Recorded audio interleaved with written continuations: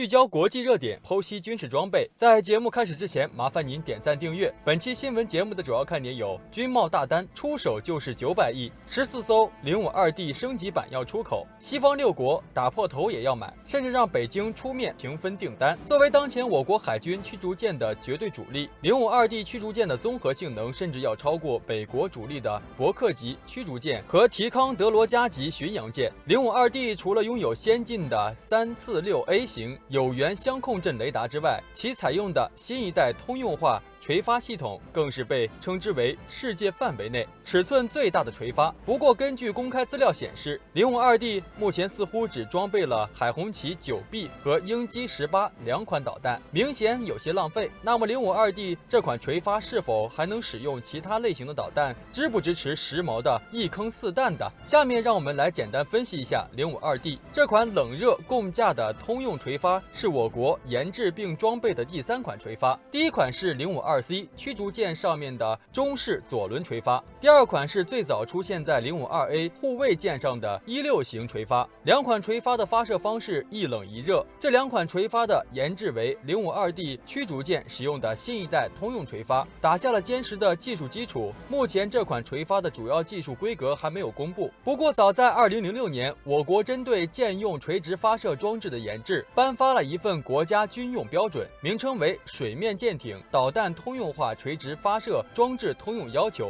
而052D 首舰昆明舰是在2012年8月18日下水，那么其建造时间再早也不会早于2009年。由此我们可以判断052D 上面的这套现代通用垂发应该是按照这个标准来设计的。由此我们也得以从这份标准中窥探到052D 上面这一套垂发系统的主要技术规格。比如在这份标准第6部分的612条规定了储运发射筒直径应不大于850毫米，这其实就告诉了我们052D 上使用的新一代通用垂发的直径为850毫米。很显然，这个尺寸不仅大于美国的马克14垂发，也大于美国最新的马克57垂发，是目前世界范围内直径最大的通用垂发，对导弹的尺寸限制更小，也因此具备了更强的后续拓展能力。而从该项标准的第5部分的第513条规定里，我们可以看到新一代通用垂发的发射模块规格分为大型、中型和小型3种，其中大型发射模块可以装载长度不超过9米的导弹，中型发射模块可以装载长度不超过7米的导弹，小型发射模块可以发射长度不超过3.3米的导弹。另外，从513条和524条可以知道，新一代通用垂发以8个发射单元为一组，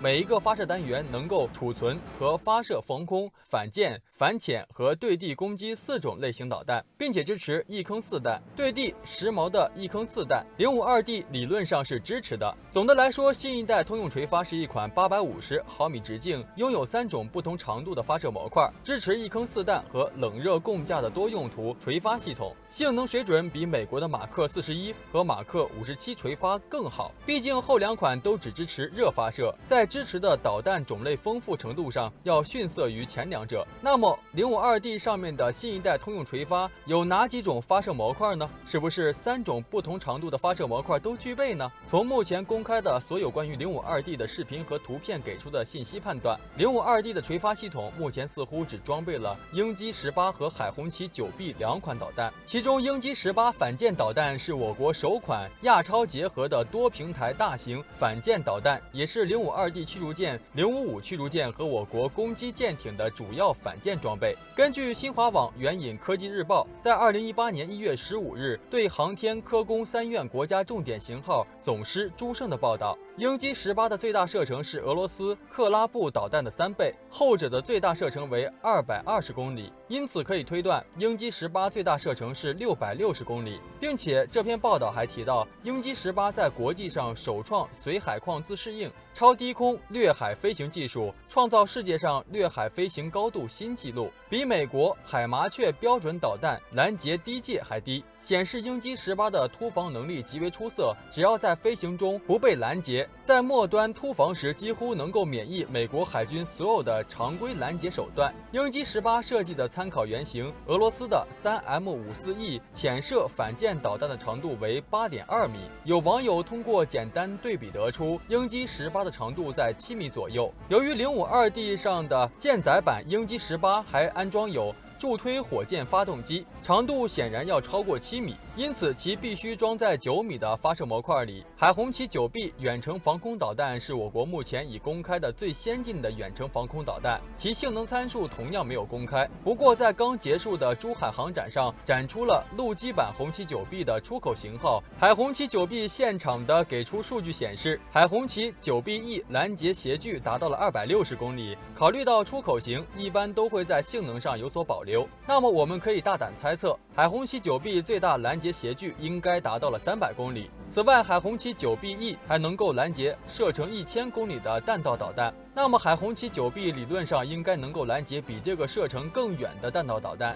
也就是说，052B 在一定程度上可以保卫沿海城市不被弹道导弹所攻击，而海红旗 9B 的长度可能比海红旗9略长一点，但是长度大概是控制在7米以内，因此052D 的垂发应该只有9米和几米两种发射模块。那么按照这个标准，我们来看看052D 还能够装备哪些导弹呢？这里我们可以参考珠海航展上展出的专供出口的 HTEE 舰载通用垂发系统。这款垂发可以看作是052D 使用的新一代通用垂发的简化出口版，其设计思路和主要功能都是完全一致的。首先，052D 能够装备的就是支持一坑4弹的 FM3000N 中程舰空导弹，主要用于拦截固定翼飞机、无人机、直升机和各类反舰导弹，采用冷发射方式，拦截斜距为2公里至45公里，射程区间正好完美的衔接上海红旗 9B 远程防空导弹和红旗10近程防空导弹。制导方式为中继惯性制导，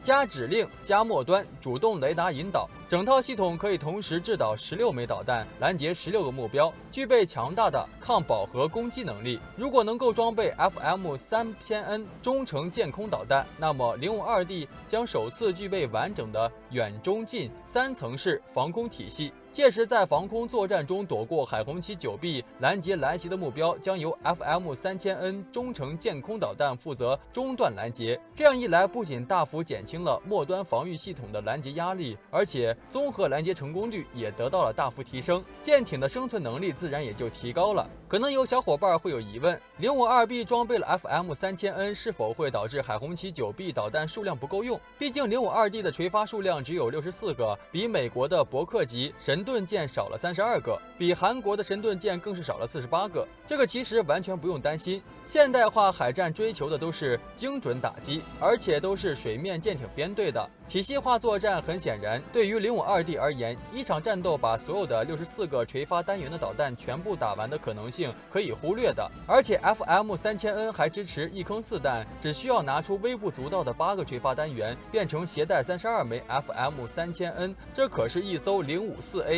护卫舰的防空导弹。携带量很显然，052D 神盾舰装备 FM3000N 反而还能够大幅度增加全舰的导弹携带量。052D 能够装备第2款导弹就是鱼8，前者已经装备054A 型导弹护卫舰，因此装备在052D 上没有任何技术要求。鱼8非鱼雷是一种中程反潜武器，根据其出口版 ET80 最大射程为30公里，判断鱼8的射程应该不小于30公里，可以和052D 的直9反潜直升机、轻型反潜鱼雷组成完整的远中近3层反潜体系。此外，针对052D 缺乏合适的大型反潜直升机的现状，还有一款新研制的远程反潜导弹可以装备，就是鱼11。鱼11属于飞行式远程反潜导弹，从外观以及采用的发射箱上判断，应该是直接采用了鹰击83反潜导弹的发动机和弹体，然后将弹头换成了某型轻型反潜鱼雷。不过由于鱼雷本身的重量较大，为了获得较大的射程，